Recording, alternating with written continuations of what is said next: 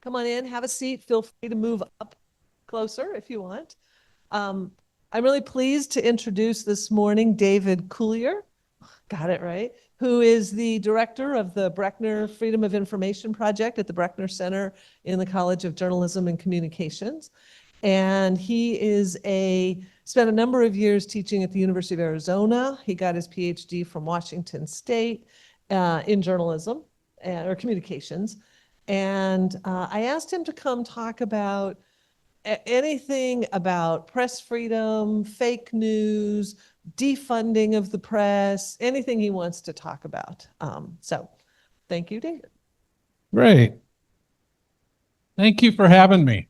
Glad to be here. Thanks for showing up. And happy we'll have a great discussion afterward, and happy to entertain any questions.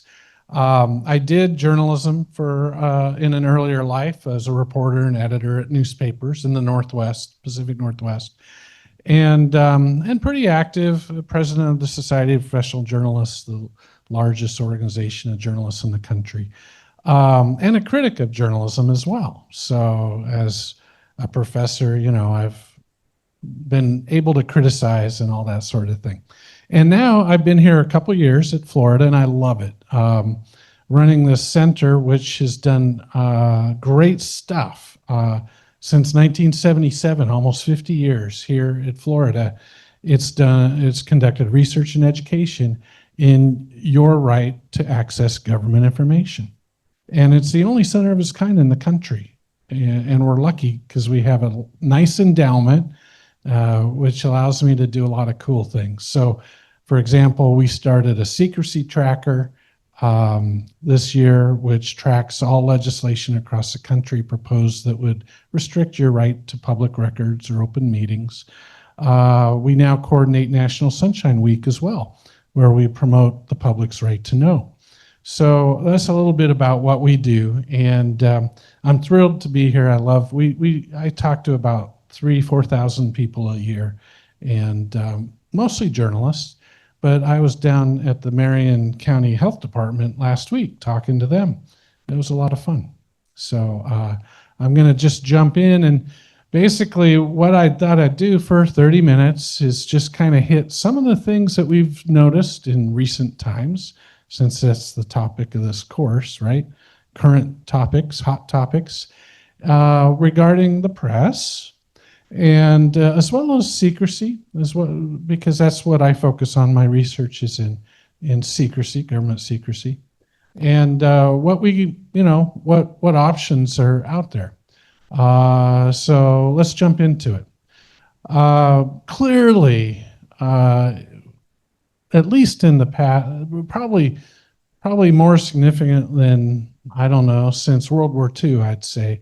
The press freedom in the U.S. has been highly restricted. Reporters Without Borders tracks this sort of thing all around the world. And you can see that the United States shading isn't very good. Our press freedoms are about equivalent to Brazil, Argentina, African nations, that sort of thing. And it's not heading in a positive direction. Every year it gets a little worse. There are other folks that track this. Freedom of the Press Foundation, they have similar conclusions. They've tracked a lot of issues regarding the press, and the incidences of journalists being censored, attacked, various other jailed in the U.S. Continues to rise. And there's a new Press Freedom Watch, the Poynter Institute, down in St. Pete, has now started tracking this. So there's a lot of interest in figuring out what's going on. And so what kind of examples are we seeing lately? These are things you've probably heard about in the news. So when our body of water to the west got its name change, the Associated Press refused to call it the Gulf of America, because all journalists follow Associated Press style, just like APA style or Chicago style or whatever. Journalists follow Associated Press styles to maintain consistency across media. And in their style book, they say, well, it's been the Gulf of Mexico for 400 years, so we're going to keep it that way, but go ahead and acknowledge that now the U.S. refers to it as the Gulf of America. Well, the administration didn't care for that, so they said, Associated Press, you cannot be in the White House press pool or part of the press corps. You're out. You can't participate. We're going to let these other folks cover us. You not. And which is pretty serious, because the Associated Press is probably the most important media person in that room. They're deemed pretty central. I mean, the AP, they try not to be liberal or conservative. They're really pretty much just the facts more than any other news organization in the country. So the AP sued, and they won. The judge said, you can't do that. That's viewpoint discrimination. The administration appealed, and now it will be heard at the Court of Appeals next month. So we'll see where that goes. Likewise, there's been quite a bit of litigation that has been unheard of. So the Trump administration is suing journalism organizations left and right, sums that we've never seen, $15 billion against the New York Times. That was thrown out immediately, dismissed. The judge just said it was ridiculous, basically an 80-page PR press release. And so that was dismissed quickly. Wall Street Journal suit's ongoing, so they're moving to dismiss, but still there. And ABC and CBS decided to settle. They decided to just cave and give them money, even though most media law scholars said there really was no case there. But they're afraid of ticking off the administration because of the business deals they have pending in the FCC. So that kind of leverage on the media and stifling the journalists that work there. Of course, you heard of Jimmy Kimmel and the FCC applying pressure. So Jimmy Kimmel was yanked off the air after the FCC chair basically threatened. He was on a podcast and said the FCC's got some work ahead. And it just so happened Kimmel's ownership was hoping for some FCC decisions to help them with a merger. And so within a couple hours of Brendan Carr saying that, the broadcasters yanked the show. So obvious coercion and applied pressure to get the TV networks to comply and not criticize the administration. You all heard of the public funding for public media being yanked. Here locally, WFT, that affected us at our College of Journalism and Communications. I think we lost $1.2 million in funding for the next year. Immediate, there's no, it's gone. And the state of Florida has also pulled, I think, around 500,000.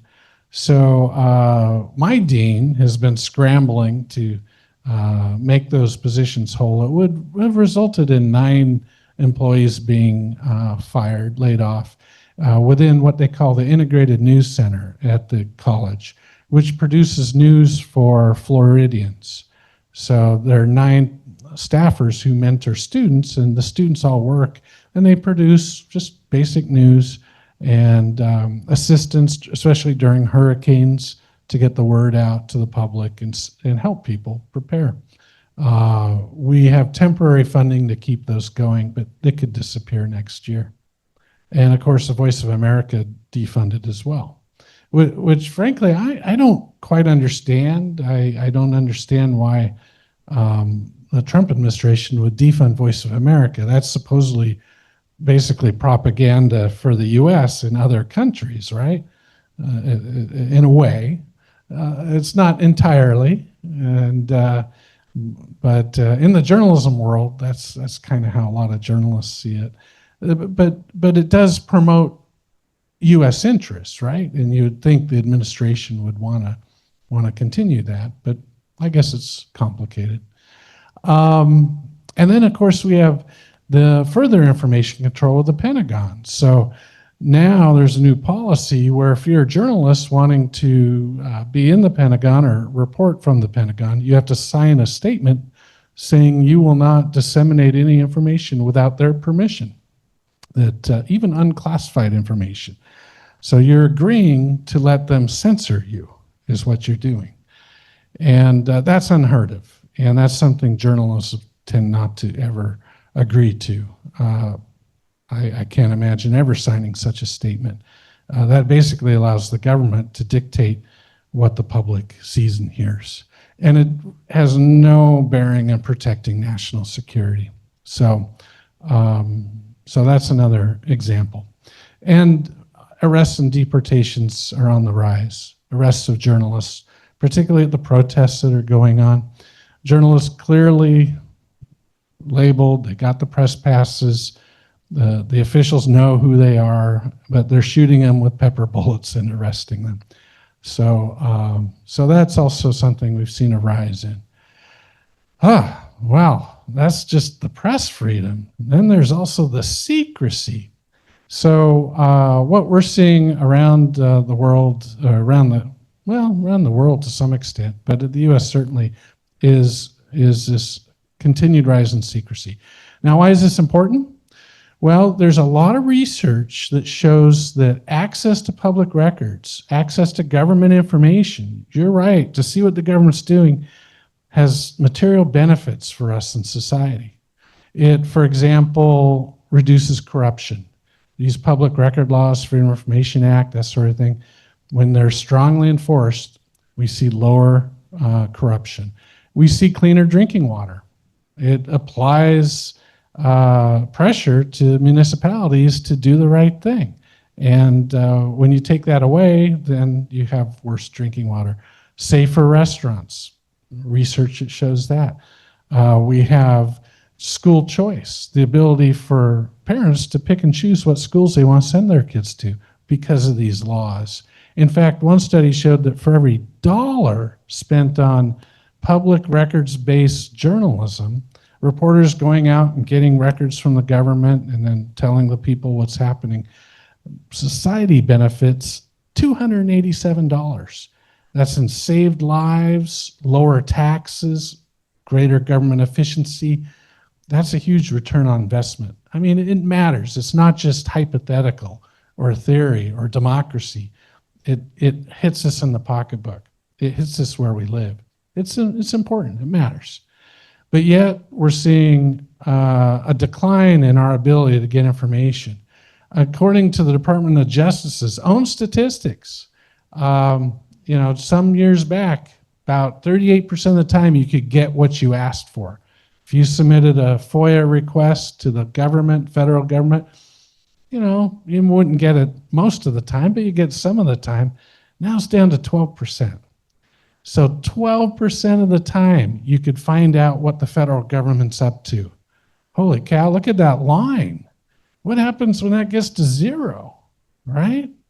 Serious stuff. And even at the state level, some of the research I've done, we see a similar trajectory, that the decline continues to go down. So now it's about 31% chance of getting a record out of City Hall or your school district or your state agencies. Pretty serious. And it varies by state. So you can see Washington State, for example, about 70% of the time you get what you asked for. And then it goes down to Alabama, 13%. Alabama's not doing too well. They're about like the federal government. Florida's not bad, ranked 7th. So, and Florida has a reputation around the country for being pretty transparent government-wise in general. Your right to know is in the state constitution, has fairly decent aspects of the law, particularly open meetings law. The records law is, it's okay, but it has some good points. But you could see when you map it out, the dark red states are the most secretive states in the country. So there is something going on. I don't understand what's going on in the deep south. aside from Florida, we're okay. But, and we've controlled for education and socioeconomic status and political ideology. So we just can't figure out what's going on. Might be a cultural thing. I don't know. Anybody here grew up in the Deep South? Anybody? A few? Yeah. Maybe it's just deemed rude to ask for public records. I don't know.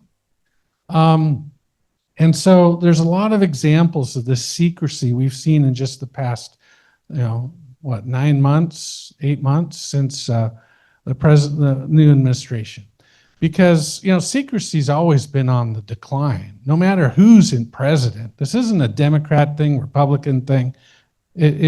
Obama was extremely secretive and very punitive. They were aggressively going after reporters to figure out leaks, for example. When I was president of SPJ, I was on Fox News. I was on all sorts of news stations talking about how secretive Obama was. Tucker Carlson, he was interviewing me. Just how secretive is Obama? I think the most secretive president in our modern history. Now, of course, after he left, then Trump came in, he became more secretive. And then he left, Biden became even more secretive than Trump. And so you can't really peg it on a party. In fact, if you look at the compliance with FOIA since 1975, Republican presidents have provided more information than Democrats. So slightly, it's not significant, but it's slightly. However, what we've seen this term so far is markedly different. This is extremely out of the norm. I've never seen this in decades of researching this and covering presidential elections since the 1980s and federal government. So this is unusual. First thing, he doesn't want his tax returns out. Didn't want them the first term, isn't going to release them this term. That's unusual. Other presidents give them out. He has closed down White House visitor logs. They were open. You could see who was going to the White House to curry favor. Now you cannot. You don't know who's going in there trying to get favoritism or what have you. Lots of websites and data have been removed from federal agency websites, particularly data involving climate change or DEI or that sort of thing. A lot scrubbed, thousands of data sets. And several groups have been tracking that, have been trying to save the data, trying to make sure we don't lose it, because some of it's very valuable. The federal government has pretty much purged the National Archives and Records Administration directly in retribution for the Mar-a-Lago, records taking, if you remember that. So he fired the National Archivist, even though that archivist wasn't an archivist at the time of Mar-a-Lago, but fired her anyway. Even fired Bobby Talabian. Bobby was director of the Office of Information Policy, which usually defends the government against public records requests. Usually they're very secretive. Bobby, on the other hand, he was very even-handed. I worked with him for years. He was often on the other side of the table fighting for secrecy, but he was probably the best person in that position, and they fired him. And we don't know who's running the show at Archives or OIP anymore. It's just a black hole. And I'm a member of the Federal FOIA Advisory Committee under NARA, and we can't even get answers. We don't know who's running the show, and we expect we'll be canceled before long.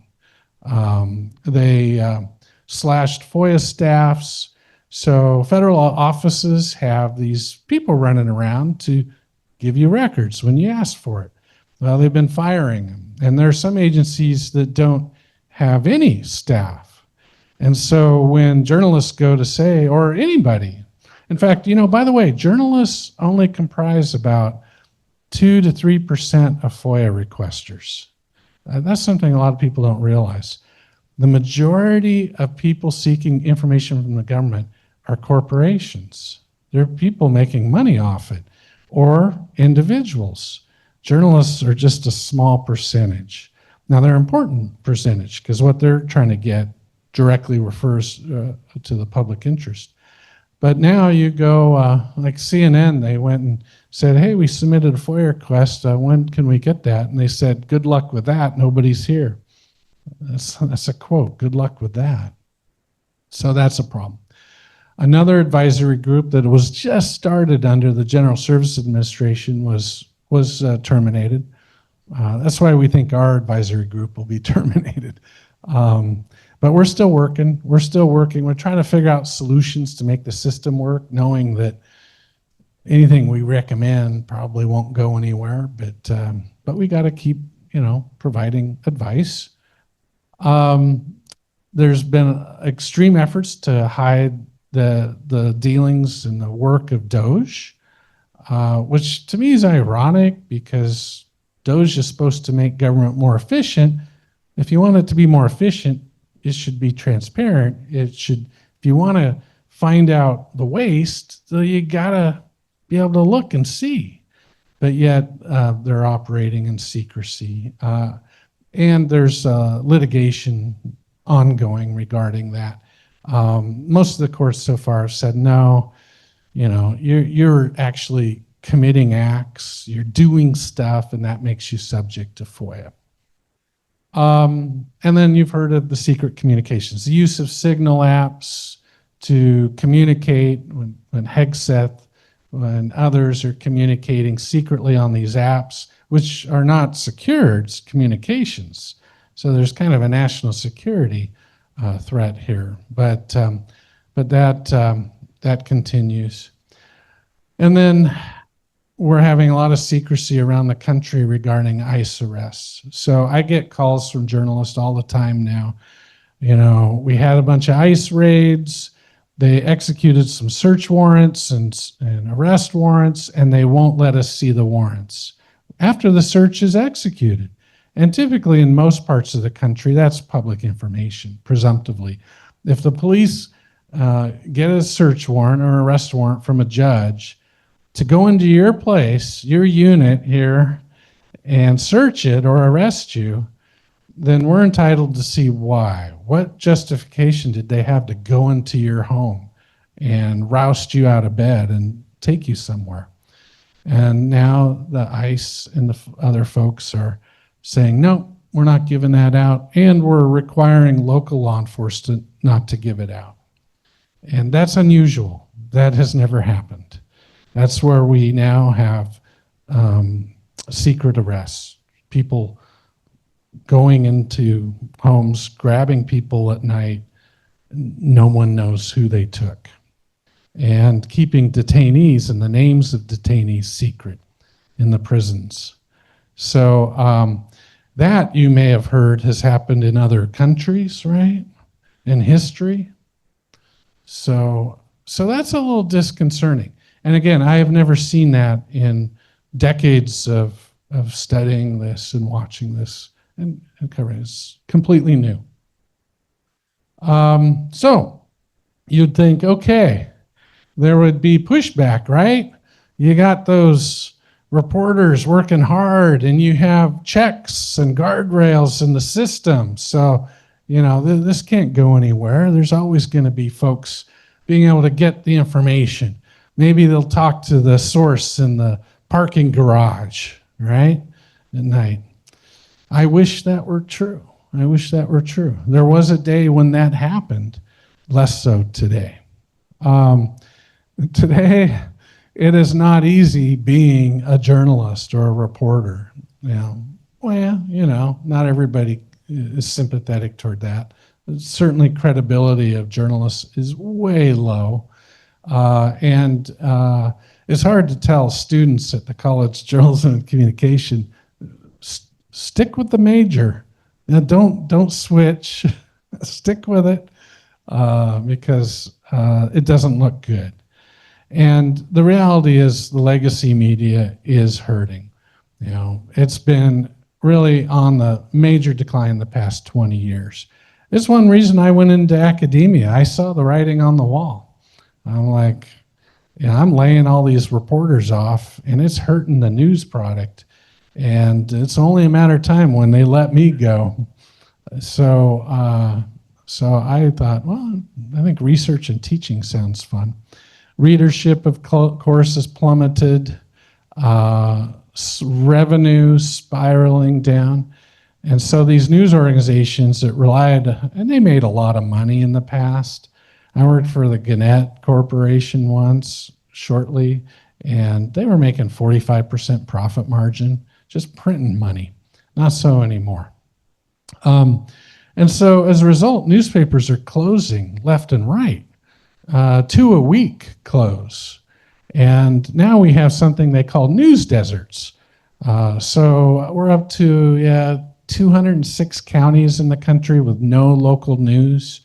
1,500, about half the counties in the country have just one local news source, which isn't good, a monopoly, and they're usually not very, very good to begin with. In my opinion, the quality of news and local news papers is terrible. They're just shoppers now. They're not what they used to be, right? I mean, remember when you got a newspaper on your front porch and on Sunday, how thick it was, right? Or even other days, it was beefy enough. Now, does anybody get a newspaper on their porch or wherever? Yeah. Is it as thick, do you think? Oh, a New York Times. Yeah. Let's set the New York Times aside because it's a little different animal. But your local newspaper, right? And frankly, that's what constitutes the bulk of journalism in this country, is local news. That's where the bulk of journalists are. And that's where the bulk of what you read comes from the Associated Press, fed from all these thousands of news organizations around the country at the local level. We have groups that have advocated for nonprofits that have advocated for government accountability, and they've died or are on life support. So we don't have the nonprofits actually pushing for transparency. You have some League of Women Voters, awesome.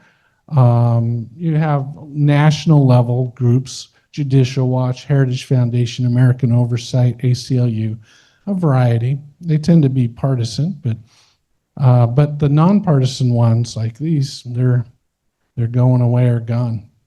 And we would have state press associations, and they would be the main groups fighting for your right to know on the state level.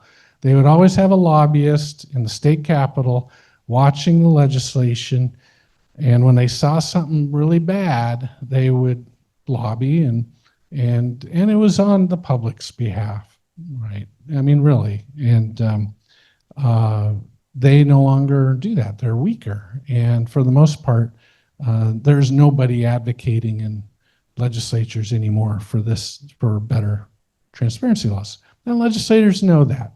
And so a lot of secrecy laws keep getting passed every year throughout the country, from what we track.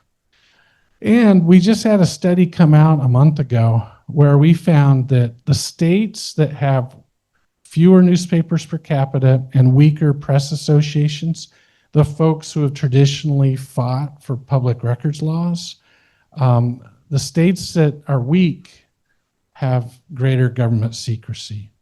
There's a correlation.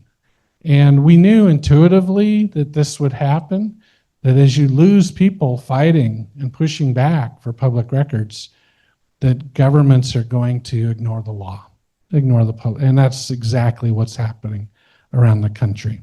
So, so there's no surprise that we're seeing compliance with the law drop off as journalism tails off.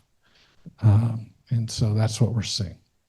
So, all right. So maybe not everybody cares about this. I don't know. I mean, I certainly know most people don't care about journalists. When I go to get my hair cut and they go, "Oh, what do you do?" "I work at the university." You know, "Oh, what do you do?" "Oh, I work on research." I don't tell people I'm in journalism. And I feel bad about that. I should be proud of that. I mean, to me, it's a noble calling. Yeah, there's some bad journalists out there, bad apples, just like in any profession. And, journalism has done it to itself to some extent in a lot of ways. It has for hundreds of years, but I still think it matters.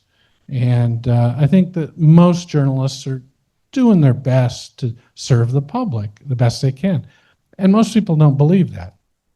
So, what if people do care about this, because our research shows that strong journalism is tied to greater government accountability? Yeah, sure, support the commercial media as long as it lasts. So, and that's very cynical. But look, there's Gannett's quarterly reports right there over the past couple of years in the red. Yeah, and there'll be closing papers, and the hedge funds have bought up a bunch, and they'll flee as soon as the bottom line doesn't make it worth it. And I predict in the next 5 years, maybe 5 to 10 maybe, we'll basically have almost no newspapers left in the country other than the New York Times and some specialty publications. We may lose most of the network local TV stations as well. So what's going to replace them? Because that's really what is all that's left, right? Well, we do have public media still, and I think public media is worth supporting. We don't support public media in the U.S. like most countries do. A lot of countries support their public media at a much higher percentage. And their public media, I would say, is pretty good. I think the BBC is valuable. I think Canada's version, they provide some source of information into that void that's worthy, that's worthwhile. There are universities trying to fill this void. I mentioned the INC at University of Florida, very active in providing news for Floridians. We're picking up some of that lack of news to try to help Floridians. There are nonprofit news organizations popping up. Independent online, they don't have to publish print, right? And so we're seeing those doing some great things. And a couple in Florida, Main Street Daily News here in Gainesville, Florida Trident, good organizations. They're doing their best. There's some people exploring information taxing districts. Taxing districts really aren't favored in Florida. A lot of lawmakers don't like them. I mean, Disney World's a taxing district. But there's some folks saying, shoot, if the private sector can't meet this demand for news, local news, then maybe all the citizens need to chip in with their coppers and pay for it themselves and have it done. And so there are some groups experimenting with that, New Jersey and elsewhere, Colorado, that sort of thing. There are citizen watchdog groups. I did a talk for Nassau County Doge a month ago. It's a group of citizens and real estate developers and others who want to see what's going on with Jacksonville city government and the other governments around Jacksonville. And they're submitting a lot of public records requests, and they're trying to get at how are you spending our money, that sort of thing. So I did a training session for them, how to request public records, and they're going to town. So there are groups out there, civic groups at the state level and local level, who are picking this up. Heck, when I retire someday, that's probably what I'll do. I'll be just retired and submitting a bunch of public records requests and letting people know, hey, this is what I found going on at City Hall. And then we do have some advocacy groups in Florida, the First Amendment Foundation, which has been around decades, and the Florida Center for Government Accountability. They're great nonprofits. If you support nonpartisan groups trying to protect your right to know in Florida, those two are the two groups doing it. And they're good people. Well, there's just a couple people. They don't have huge staffs. And then, of course, there's some laws that could be improved. And our research shows the things that matter the most in the laws are training of public officials. 3 studies show that improves compliance. Eliminating search fees, which are abused by agencies. Stiff financial penalties like they have in Washington State. There's no surprise that Washington State is the most transparent state in the country because they have stiff financial penalties. And independent oversight, independent agencies that can enforce the law, like in Connecticut, Pennsylvania, Ohio. We don't have that here in Florida. And then finally, as I wrap up so we can get to discussion, public awareness. So, unfortunately, a lot of research I've done on how the public views this shows that the public has greater things that they care about, right? You all have things that matter much more to you than this. And this ranks really low. And so as a result, lawmakers know that. And that's why we're seeing this increased secrecy. But we're trying to spread the word and let people know about their right to know. Sunshine Week, that's in March every year. It's been around 20 years. Started in Florida. Is Florida Sunshine Sunday is how it started. And then it went national. So, yeah, there's always something we can do about it. But, I'm happy to answer questions. I feel like I'm kind of a downer. I'm trying to think, well, what can end on a strong note? It's going to have to come from you. Yes, sir. Oh, you got to get the mic. Have the This is recorded, I believe, right? Yeah. So Well, yeah. your talk, it was extremely stimulating and not very surprising, confirming mostly the prejudices that people who don't want to be blocks of granite kind of can understand. I wanted to ask about so-called news media like Fox News. Now, you've not talked about this extremely well accepted, popular news media service. What would you have to say about Fox News? Right. Well, it's complicated. So I've studied the political polarization of America, actually the past 25 years. And we'd see studies of news use, and we'd survey people who mainly watch Fox News versus MSNBC or read the New York Times or other stuff. And what we found 25 years ago was that these filter bubbles were starting to develop that we see today, and that Fox News was indeed framing itself as fair and balanced, but really wasn't. I mean, it was started to promote conservative causes. It was started by Rupert Murdoch, and Roger Ailes really was intended to build the base, right? And actually started with the ending of the Fairness Doctrine under Reagan, and which allowed talk radio to really take off, Rush Limbaugh, et cetera. And so what we ended up was this polarization really driven by confirmation bias, by people gravitating to Fox. And Fox News knows this. I mean, we know that from the libel suit by Dominion voting machine company, right? In the libel suit, they deposed, they got all these emails that showed Hannity and everybody saying, yeah, we know the election wasn't stolen, but we have to keep repeating the lie or we're going to lose viewers to Newsmax. And so they knew they were spinning bunk. They knowingly knew and did it anyway, just purely for money purposes. And now you hear people say, well, the other folks do that all the time, MSNBC and New York Times. But no, they don't.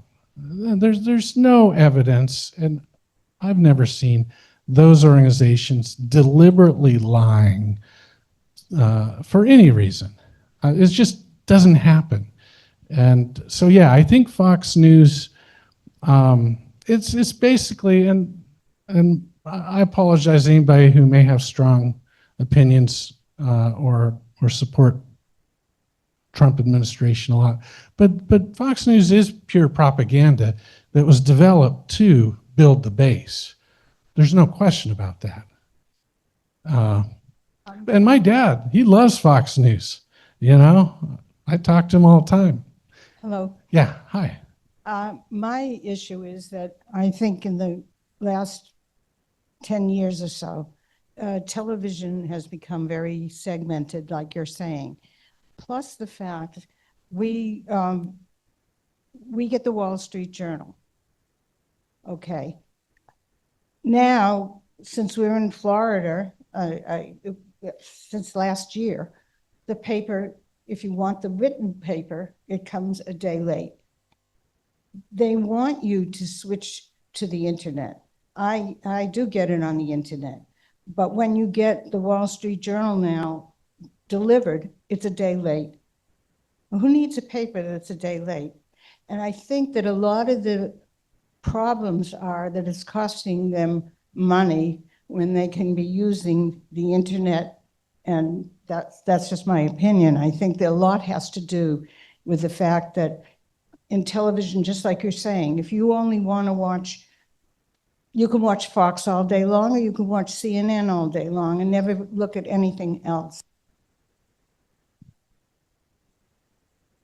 Yeah, yeah, absolutely. And yeah, I don't think we'll see printed newspapers for long. I mean, they're disappearing everywhere. I'm surprised Wall Street Journal still does print. And the Wall Street Journal, interesting, when I was in college in the 80s, we were required to read the Wall Street Journal. It was a very good news publication. Now, we all knew its editorial policies were conservative, but that didn't matter. We were focused on the news product, and Wall Street Journal is very good. And because you have to separate the editorial policies of news organizations from their news content. That's really important here. And they're just a great publication. And so, yeah, we're going to see them hurting, and it'll be all online as well. Yeah. Let's see. I guess here, and then maybe going back and forth. Good idea. I'd like to talk about the historical importance of archived media, et cetera. We have some property in upstate New York, and I was interested in what was the goings on in 1860s, and it was all there. It was all there. So we're talking about rural, small towns, that whole civilization, and all of those papers are going away, and there's nobody to record unless you got 1 million people and big supporters of your advertising. So I think we're really cutting out culture. I mean, we're just exiting vast sections of our population. You're absolutely right. I mean, if any of you have done genealogy, you know that newspapers are a huge source, and papers have always been the paper of record. That's what we valued ourselves. We recorded what happened in our communities, and that's going away. And even the archives of these newspapers that go under, the 2 that go under every day, those are being destroyed. So now we have all this history for hundreds of years that's being eliminated with the closures of the newspapers, let alone hardly any reporting going on today in the current paper. So in fact, I had an email from someone today about this, very concerned about the destruction of archives of failing newspapers. Huge problem. And there's no solution. Nobody's working to save them, hardly. I mean, some are. I shouldn't say nobody, right? There are library efforts and other things to archive and digitize, right? Okay, please do. Could you go back to the chart that showed the history of the presidents and the declining? Yeah, that, and that wasn't actually a slide of the presidents. That was the past 10, 14 years. I do have a slide. I was going to put it in of the presidents back to 975. I didn't include it today because I had to cut. I was already kind of running a little long. But what did you want to know about Like that? to- Like who's high, who's bad? No, I thought that was very interesting that you said that Obama had a very secret administration. And then I believe that for sort of every action, there's a reaction. And I feel that maybe Trump's disdain for the news is because of the lack of maybe transparency by the news when it came to during the Obama administration, trying to get my thoughts together, the lack of honesty perhaps on the part of the newspapers in reference to some of the scandals that haunted the first Trump administration. You know, the Steele dossier. Okay, there was another one, but it was another one that was the laptop, Biden's son's laptop. All of it basically denied by the Main Street press.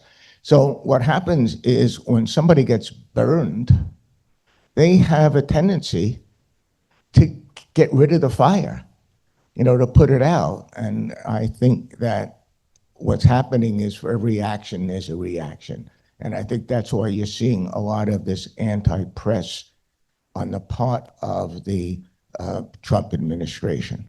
Yeah, I think you're right. I think we saw that with all the presidents. I mean, I visited the Obama White House toward the end of his term, and we were saying, you guys are out of control.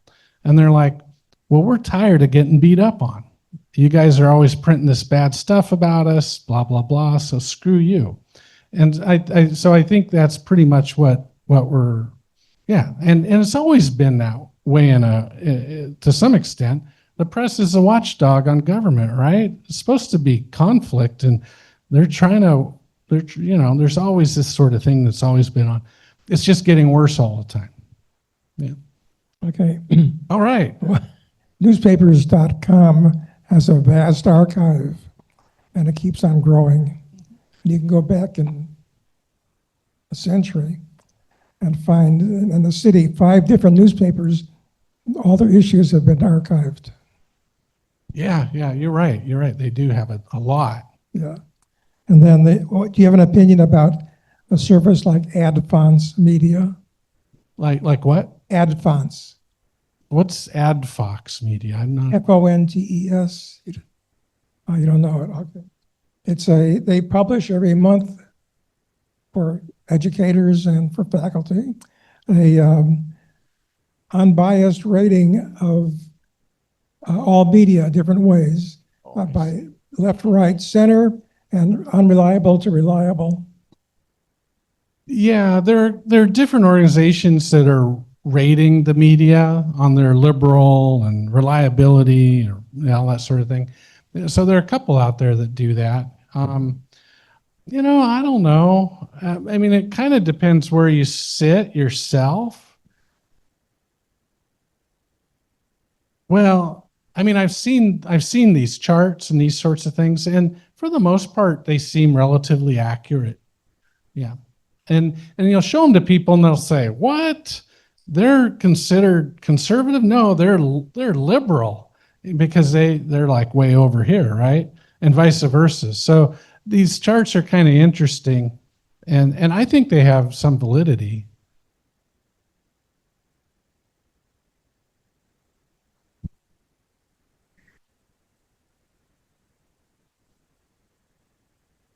Yeah, great. Yeah, so good point. Good point. Yeah. Hi. If we wanted to be citizen journalists, can you train us? Can you, if, so that we don't, we're reporting news and not our opinions, number one. And number two, it wasn't deep South, but I lived in rural Virginia from Connecticut. And I can tell you from that experience, there was no diversity of news reporting.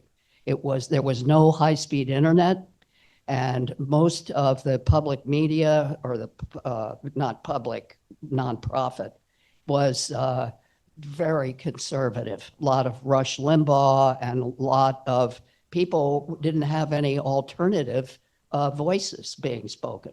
But back to my citizen journalism, I'm wondering if you can help us learn how to do that. Yeah, two good points. Well, that's a great, I mean, I think that's part of the solution is empowering people to do this reporting. And we don't have a structured way of doing that very well so far in this country. But I think that's what journalism schools should be doing, going out and helping community groups do journalism. I mean, we could train people to do it. I think that's a huge possibility. I'd like to see groups investing in that. By the way, on your thing, you're right. Research shows that journalists reflect the communities they serve. And so we see that. You know, I lived in Arizona. Most of the media there are fairly conservative. And so there's a lot of research that shows that that's true. And of course, through history, we see newspapers in particular with stories that defended, say, lynchings of blacks in the South. You know, the news stories were clearly slanted into defending lynching. And, you know, that was a thing of their time. I worked for a paper that covered up nuclear energy development in Eastern Washington because it was their community, the Hanford Nuclear Reservation.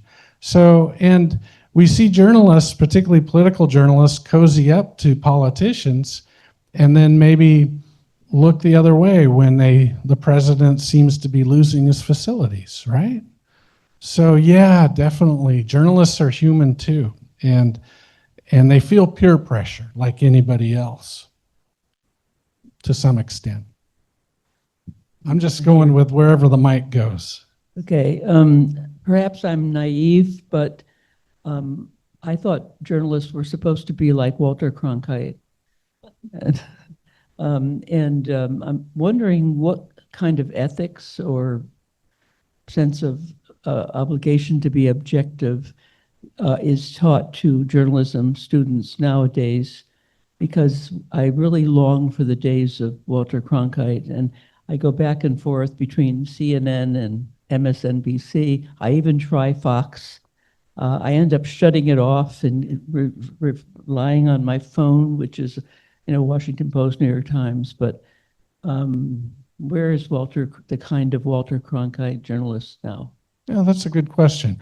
I think most journalism schools in the country today still teach those principles of objectivity and seeking the truth and minimizing harm and other things. The SPJ, when I was president, we updated the code of ethics. It's the industry standard. So there is a push in journalism to be like Walter Cronkite. Interestingly, we think that's what journalism should be, but it's only been that for maybe 100 years at the most.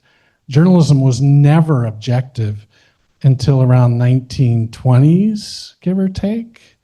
And so and I won't go through the history lesson of all this, but it's kind of fascinating, you know, because a lot of people assume just the facts and objectivity is the norm, but it really only came about mostly to save the profits. It was mostly to maintain profits and prevent government intervention. So, and Edward R. Murrow, for example, I went to the Edward R. Murrow College of Communication, and you know, he really wasn't that objective or professional. in his work when you really look at what he did behind the scenes. So it's kind of interesting, but it's something we do strive for today. It is a professional norm. It's taught in the classrooms and reinforced. When I was teaching, if you spelled a name wrong, 0 on the assignment. If you got your facts wrong, 0 on the assignment. If you cheated, you were failed the class immediately. There was no grade reduction. That was the policy of our school. So I think you still have that, and hopefully it makes a difference. I think it does. Could be worse. Prior to Rush Limbaugh, conservatives like myself had no voice. We had nowhere to go. Every time we picked up a newspaper, we were dehumanized, demonized, and the public thought of us in only one light. So it was very easy for Rush Limbaugh to do what he did and Fox to follow on his heels because they appealed to us.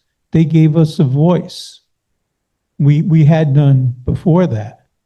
And it's very difficult to see what's happening to Fox News now, how they've succumbed to the almighty dollar.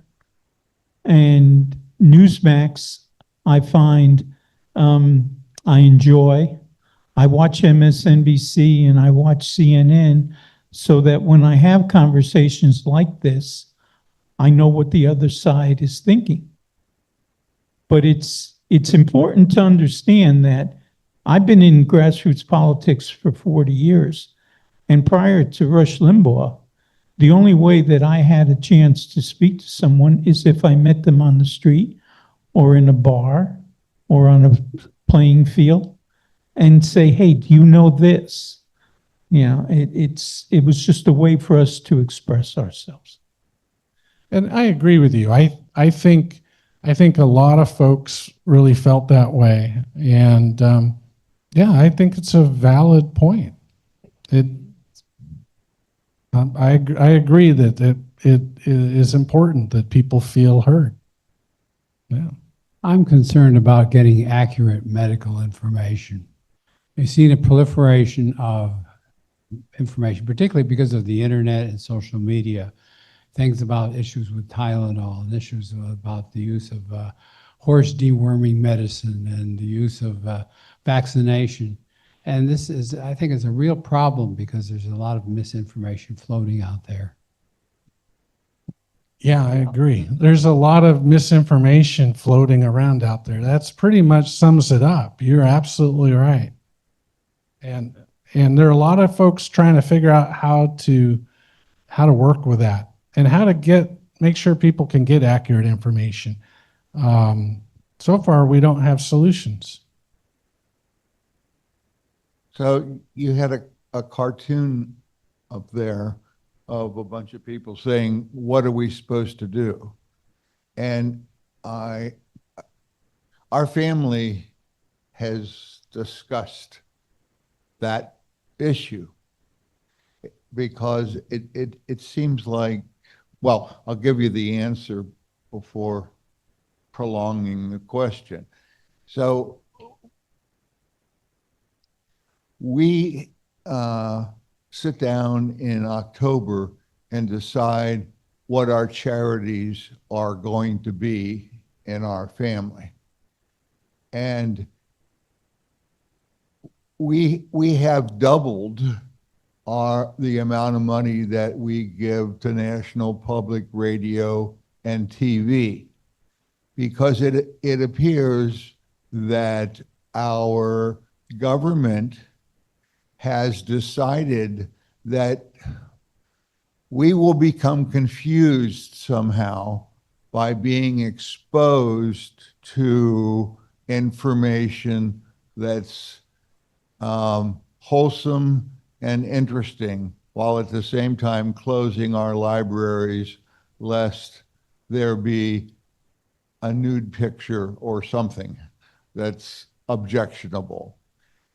And secondly, we have increased our contribution to the arts. Now, not being wealthy people, we always considered the wealthy people the ones who supported the arts. So since the government has decided that the arts are not good for us, and they are not going to support the arts, so the Weber family now tries to double their support for the arts. So we have this interesting situation with the current administration, I think, where they can preach low taxes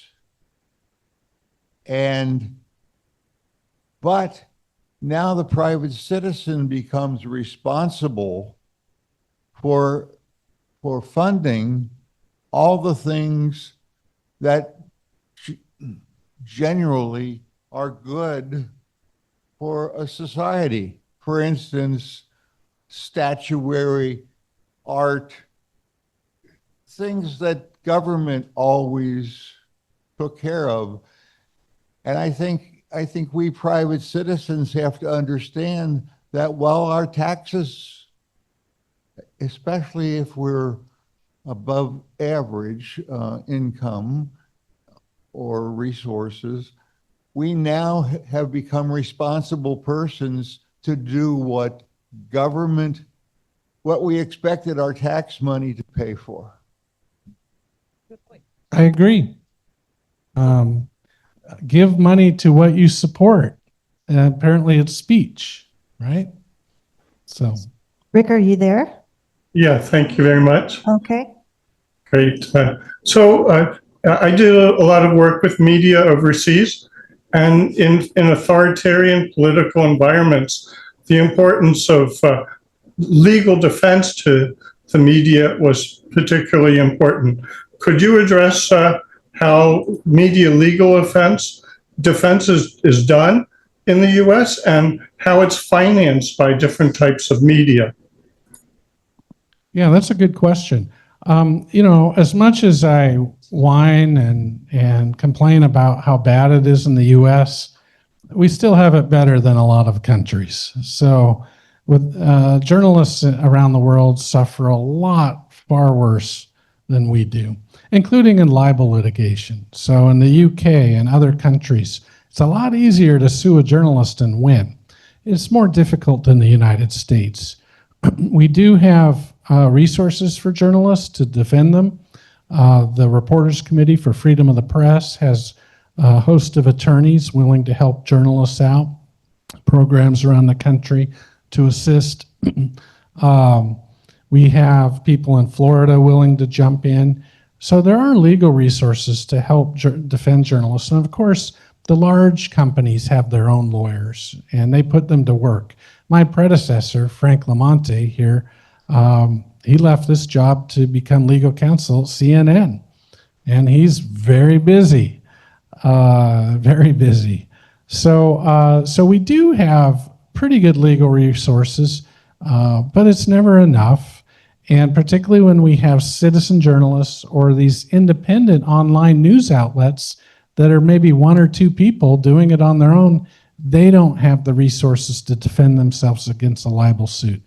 And we almost had a train wreck here a couple years ago in Florida when there was a proposal to lower the standard in winning a libel suit.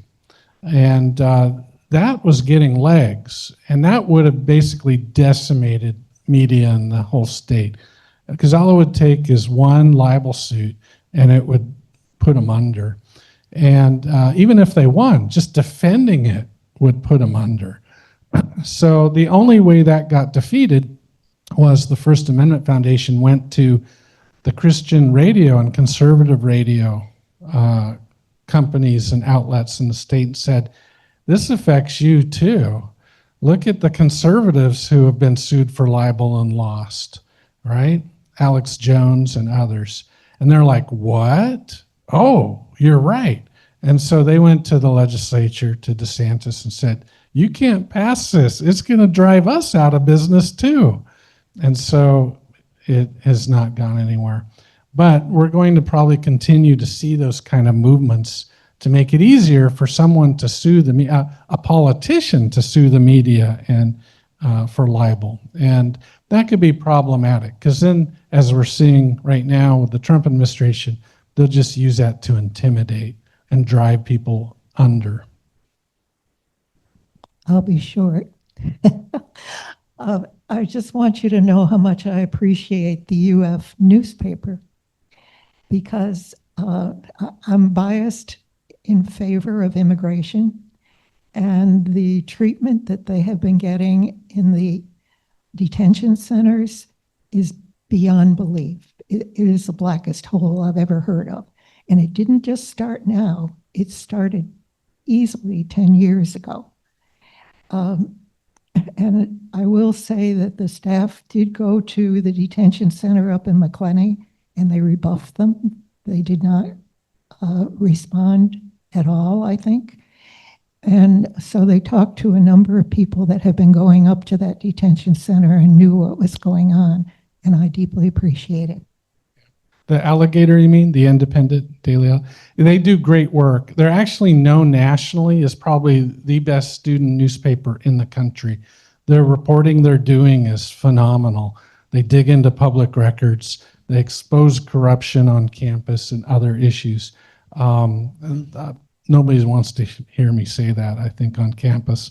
But yeah, they're doing great work in journalism. And by the way, yeah, the secrecy with the detention centers is unprecedented. Even in Florida, they're required to post the contracts. All that money they're spending on Alligator Alcatraz, it's required by law to be posted online so we can see how our money's being spent. They took it down against the law. So, we can't even see how our money's being spent, let alone who's being locked up and what conditions they live in. I don't. It doesn't matter if you're for or against, the issue. That's just not right, because then that can happen to me or you. I think that locally we should support Main Street News. That's the best source of local news we have. And of course, it's not print, but each day I'm surprised at the quality of reporting. The other thing that concerns me, and I don't think Main Street News can help with this, but when Gainesville Sun did away with its editorial section, there's really no place for the kind of thoughtful columns that Kim Tanzer did on planning, or Joe Little, or any number of people. We used to have regular guest columnists who addressed important local issues. I don't see any way, or at least I'm not aware of any forum for that anymore. Yeah, and that's a tragedy. The Hutchins Commission 50 years ago said it's the responsibility of newspapers and journalism to provide a forum for people to hash things out together. And newspapers are no longer fulfilling that obligation. And Gannett, they're one of the worst. I mean, they're the largest newspaper chain in the country. I worked for Gannett, and at the time it was fine, but now, like so many media companies, it's all about money. And I feel for the people still working in the newsroom now. They work harder than I ever did. They're good people, but you can't do it with the staff that they have. It's just impossible, and it's not fair to them. And so it really angers me, frankly, that the corporate for-profit chains have ruined journalism. And they really have, because it's all about money. So they just cut it down to nothing. And it doesn't serve the community. Newspapers aren't widgets. Okay, this is going to sound sappy, but they do have a higher calling, and they're not following that. And so it's really sad. Main Street Daily News, they're small too. I mean, they've got a couple reporters and an editor and some freelancers and whatnot. I went and gave them public records training. Very, very nice people and working hard. But that small staff will still never replace what the Gainesville Sun used to be. And that's unfortunate because we lose. We're the ones who are losing. And that's too bad. Well, with that cheerful comment, I want to thank you all for coming, and let's thank our speaker for a really interesting talk. Thanks for taking time. And I hope you care.